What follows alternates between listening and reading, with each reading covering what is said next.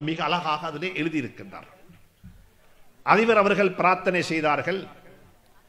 அவர் 2018 ஆண்டு பாடசாலையை பாரமெடுத்ததிலிருந்து இந்த 7 ஆண்டு காலங்களுக்குள்ள நான் பாடசாலையினூடாக, அதாவது சயின்ஸ் ஃபேக்கல்டி வைத்தியத்துறைக்கு 10க்கு மேற்பட்ட டாக்டர்ஸ்மார் உருவாக்குவதற்கான ஏற்பாடுகள் செய்து அவர்கள் அங்கே கல்வி கற்றுக் கொண்டிருக்கிறார்கள் என்று அவர் செல்லுவிட்டு சொன்னார்கள்.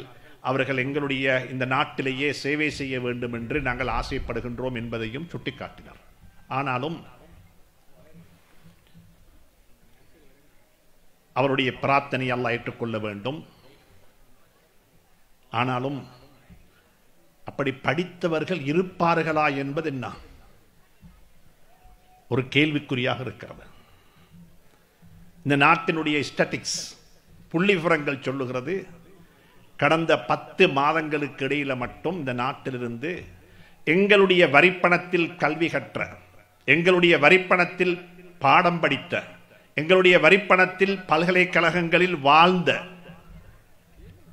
டாக்டர்ஸ்மார்ல மட்டும் கிட்டத்தட்ட 820 டாக்டர்ஸ்மார் நாட்டை விட்டே போயிட்டாங்க. ஏன் காரணம் என்றால், கல்வியினுடைய ஒரு முழு ஹோலிஸ்டிக், ஒரு முழுமையான உணர்வு பாடசாலைகளினூடாக கொடுக்கப்படவில்லை என்பதை அந்த அமெரிக்கன் கல்வியாளர் எழுதி காட்டியிருக்கின்றார். அவர் சொல்லுகிறார், கல்வி என்பது 4H. இதை விளங்கிக் கொள்வதற்காக லேசா சொல்லுகின்றேன். கல்வி என்பது 4H. இந்த 4H எந்த இடத்துல கம்ப்ளீட் ஆகுமோ அப்பதான் அந்த கல்வியினூடாக பரிபூர்ணத்துவத்தை எங்களால் பெற்றுக்கொள்ள முடியும்.